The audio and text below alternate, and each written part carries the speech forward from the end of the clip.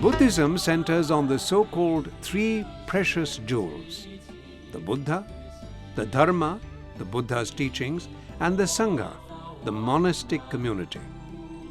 Tibetan Buddhism accords a prominent status to bodhisattvas, for their actions are considered essential in guiding mortals upwards to liberation.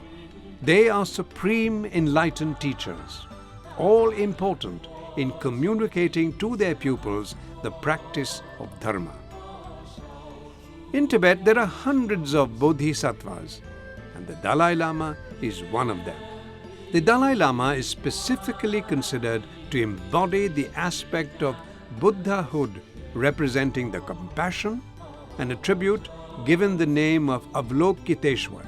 Tibet has always been a closed, hidden and forbidden land because the people were content with their lives. When the 13th Dalai Lama stayed in exile in Darjeeling, India for some years, after the attack of the Chinese, he felt the need of bringing reforms in the Tibetan administration regarding the defense of the country and their contact with the outside world. The British were then asked to mediate between the Tibetans and the Chinese in the settlement of territorial disputes over Kham. This led to a joint three-way conference in Shimla in India for the purpose of recognizing Tibet's independence. The Chinese refused to ratify the demands of the Tibetans. In the end, the British signed a separate agreement directly with the Tibetans, recognizing Tibet as an independent country, which they denied later. Actually, it was the Dalai Lama's intimacy with Sir Charles Bell, a Tibetan scholar and a political officer in Sikkim. In 1920, Bell was dispatched on a mission to Lhasa, where he renewed his friendship with the Dalai Lama. It was agreed that the British would supply the Tibetans with modern arms only for their self-defense. Rifles, machine guns and light artillery were procured. The Tibetan military was trained in Gyantse and India, and a telegraph line was set up linking Lhasa and Shigatse. A small hydroelectric station was constructed near Lhasa and an English school in Gyantse. At the invitation of the Dalai Lama, British experts conducted a geological survey of parts of Tibet with a view to gauging mining potential. Most of the initiatives to modernize Tibet failed to find favor with the majority of monks, and all his efforts were futile. The present Dalai Lama, the 14th one, known by the Tibetans as Gyaltsen Rinpoche, was brought to Lhasa from Taktser in Amdo at the age of 4.5 years on February the 22nd, 1940. Although this is well known, the context in which he was raised as a child, surrounded by courtiers and the representatives of conflicting pressure groups, is less known. On the one hand, there was lay aristocracy, and on the other was the religious hierarchy, dominated by the heads of the three major monasteries. In between stood the Kashag, the Tibetan State Council, overseen by the regent who controlled the young Dalai Lama. In October 1949, Mao proclaimed that China's first duty was to liberate Taiwan and Tibet. What had previously been despised minorities, the Mongols, Turkish Muslims and Tibetans, were suddenly acclaimed as part of a great Chinese family. Mao made his invasion appear to be a campaign of liberation of Tibet from foreign imperialism, irrespective of the fact that in 1949 there were only 8 Westerners in Inner Tibet: 2 radio operators, Reginald Fox and Robert Ford, a missionary in Kham, Geoffrey Bull, Hugh Richardson, a Briton representing India in Lhasa, David MacDonald, a half-Tibetan trade agent in Dromo, the 2 Austrians, Peter Aufsnitter and Hendrik Harrer, who had escaped into Tibet, and an American student who had fled from the communists in Xinjiang. To provide legality to his act, Mao announced that the Panchen Lama had sanctioned the Chinese plan to liberate Tibet. The Chinese had already annexed parts of Kham in Sichuan, Amdo in Qinghai, and the northern region of Xinjiang, earlier called Eastern Turkestan.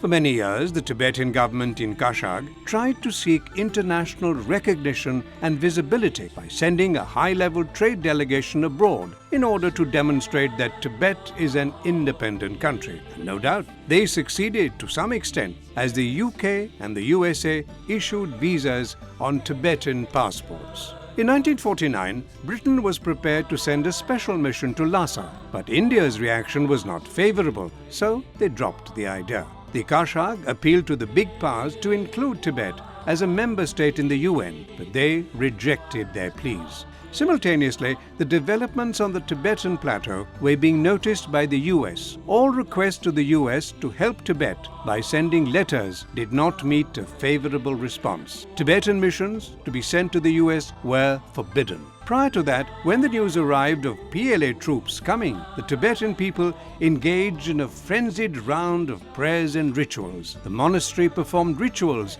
to ward off evil. In Lhasa, the Tibetan government reacted by enthroning the 15-year-old 14th Dalai Lama, an action that brought jubilation and dancing on the streets, but did little to protect Tibet from advancing Chinese troops. It is probably the strangest thing that on very important occasions too, when the Kashag had to make important decisions or discuss important things with the Chinese, they just postponed these things, and even the Dalai Lama suggested that they should consult the oracles. Now, an oracle is a person, or rather a medium, in which a soul of some god or demon is called. He is asked questions and he replies to them. Only specially trained persons can interpret what an oracle is saying. On the 12th of December 1950, the Kashag and the abbots of 3 monasteries held a secret meeting on the security of the Dalai Lama. It was agreed that it was not safe for the Dalai Lama to remain in Lhasa. On the night of the 16th of December, the Dalai Lama, dressed as a commoner with 2 tutors and the members of the Kashag, left Lhasa for Dromo, a small town 150 miles from Lhasa and near the Indo-Tibetan border. Lukwangwa Teswang Rapten and a monk official Lobsang Tashi were appointed as the joint caretaker prime minister, Sitsa. The ruling autocratic families also began to send their wealth and family members to India and other safe places. Presented with a hopeless situation, the Dalai Lama dispatched a mission to Beijing with orders that it refer all decisions to Lhasa. But the Chinese had already drafted an agreement, the 17-point agreement on measures for the peaceful liberation of Tibet, promising a one-country, two-system structure. The Tibetan delegates protested that they were unauthorized to sign and lacked the seal of the Dalai Lama. The Chinese had already prepared a forged Dalai Lama seal, and the agreement was ratified. The Dalai Lama returned to Lhasa after asking the oracles in July 1951. On the 6th of October 1950, the Chinese launched a full-scale military aggression on Tibet. The primitive Tibetan defenses in Chamdo collapsed with little resistance. 40,000 People's Liberation Army troops from the southwest military region, led by Zhang Guoha, crossed the Drichu River. The Chinese caught the Tibetans by surprise, attacking from 3 sides, and captured Chamdo. Then, in November 1950, there was a debate in the UN on Tibet, but no resolution was passed because the Indian government had advised that Tibet and China can talk peacefully and settle their own affairs. China first of all started its democratic reforms in Amdo and Kham. These measures called for the abolition of private property, creation of communes, and slow but sure elimination of religion. In 1948, Sardar Panikkar, the Indian ambassador to China, recognized that Tibet was of great strategic importance to India. So he suggested that it would be advisable for India to recognize Tibetan independence as a way of keeping the new Chinese Communist state away from the Indian border. But the first Prime Minister of India, Mr. Nehru, did not have far-seeing policies. Mr. Nehru's views on Tibet were rather unclear and confused. The Indian government was writing letters to the British government to seek their advice. They thought that the regime in Tibet was out of date and the lamas would not be able to resist Chinese infiltration if it was skillfully carried out on the basis of communist propaganda. The Tibetan Kashag tried to send a delegation for talks to Beijing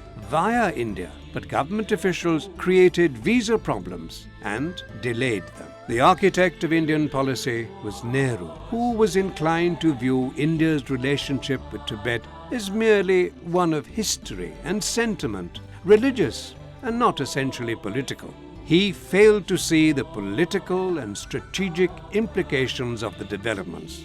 Not only did he prevent the Tibetans from appealing to foreign governments and to the United Nations, the UN, but he also delayed the Indian Parliament from debating the Tibet issue. His Home Minister, Pandit Govind Ballabh Pant, accused him of being unnecessarily afraid of China. Some historians say that India should have been Tibet's ally against China, but Mr. Nehru saw himself as a leader in the making of the emerging non-aligned third power in the world that would act as a buffer between the US and the Soviet Union. There was the Bandung Third World Conference, which Nehru wanted to preside over. Mao made him an offer. If India endorsed China's claim to Tibet, Mao would allow Nehru to preside over the Bandung Conference as a spokesman for the Third World. Nehru agreed. Other historians say that Nehru's ambition was to be awarded the Nobel Prize for Peace, which is why he did not want a fight with China. When in 1989 Mr. Rajiv Gandhi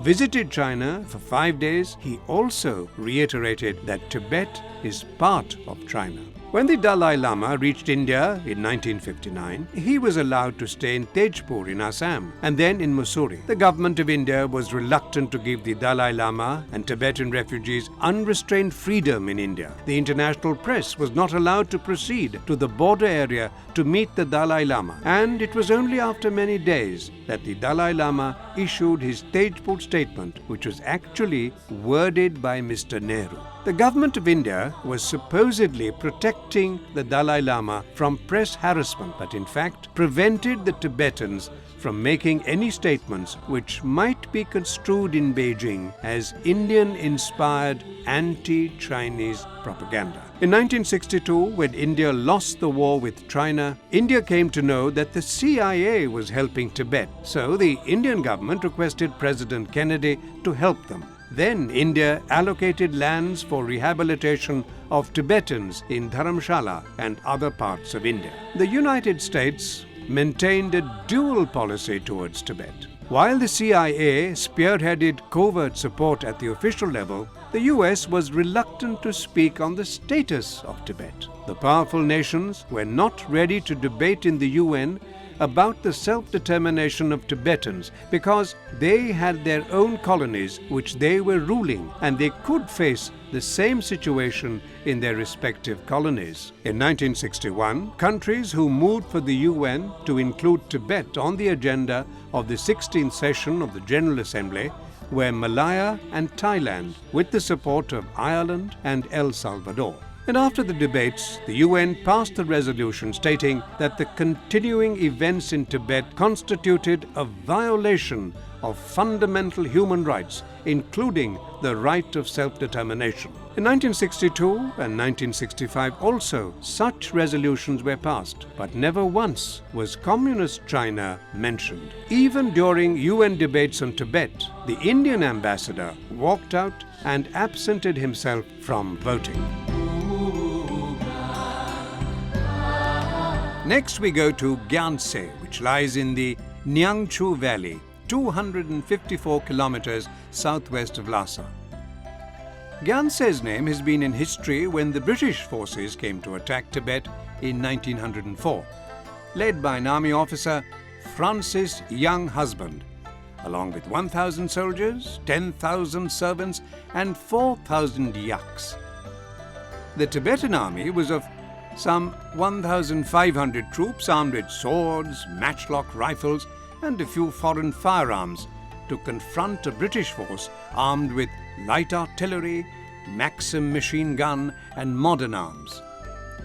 The Tibetans each had a charm marked with the seal of the Dalai Lama himself, given by the monks, assuring them that it would protect them from British bullets. But they did not. And when the firing began after 4 minutes, 700 Tibetans were killed. From Yatung, the British proceeded to Gyaltse and found that the Gyaltse Dzong of the fort had been deserted by the Tibetan troops. The British camped on the outskirts of Gyaltse, the Union Jack was unfurled, and they waited for officials from Lhasa to come. But they never came. During further attacks, the Dzong fell in one day, and 300 Tibetans died, with only 4 British casualties. The British then marched to Lhasa after crossing the Brahmaputra after 5 days of ferrying. The Dalai Lama had fled to Mongolia.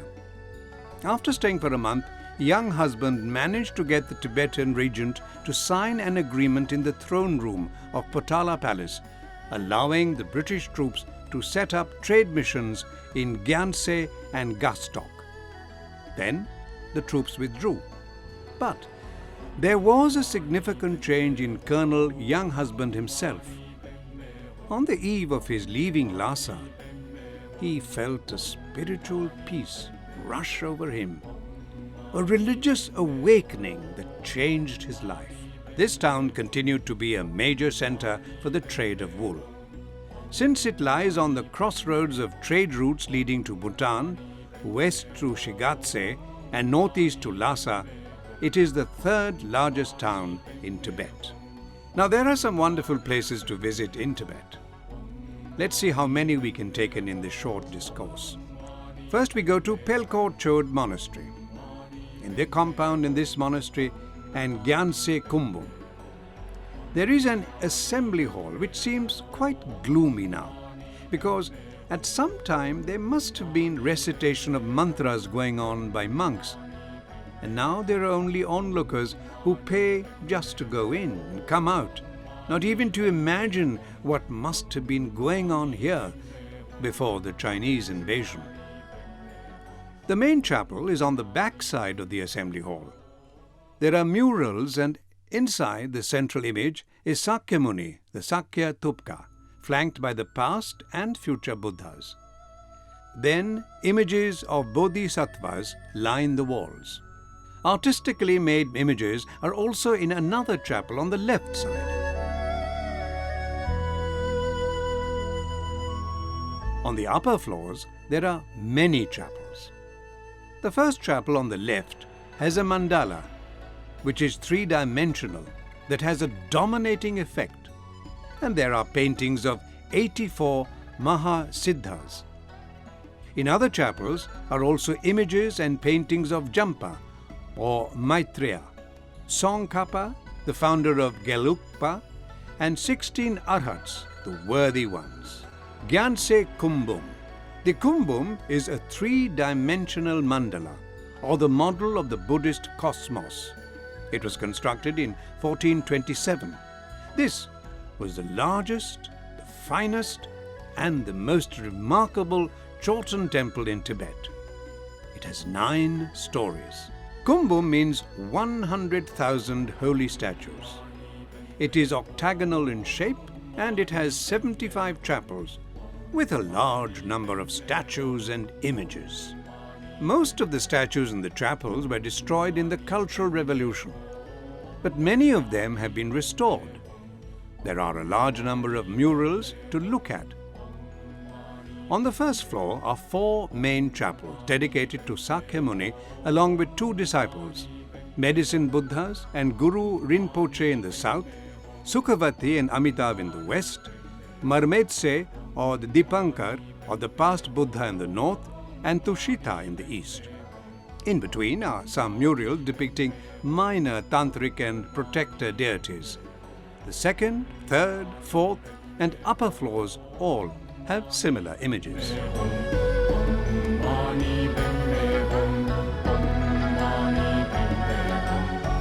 The Gyanse Dong or fort.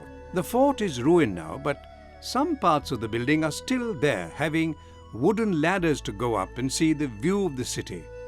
There is a museum too. And finally, Choten. Now, Chotens are highly symbolic. The 5 levels represent the 4 elements and eternal space.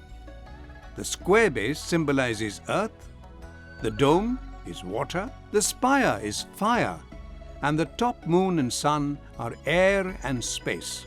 The 13 discs of the ceremonial umbrella can represent the branches of the tree of life, or the 10 powers and 3 mindfulnesses of Buddha. The top seed-shaped pinnacle symbolizes enlightenment, and in fact, the Choten as a whole can be seen as a representation of the path of enlightenment. The construction itself can be called physically to represent the Buddha, with the base as his seat and the dome as his body.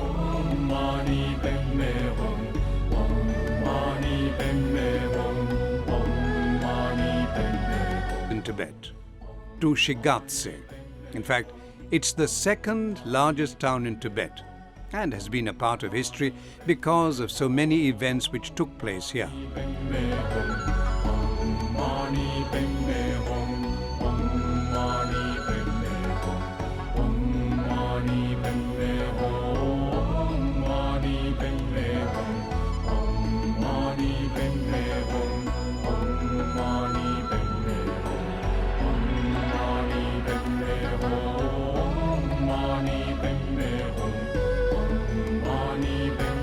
The foremost attraction of Shigatse is Tashil Hampo Monastery.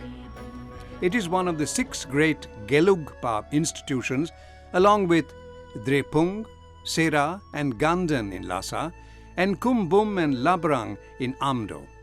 In 1447, a disciple of Tsongkhapa, Gendindrup, founded it.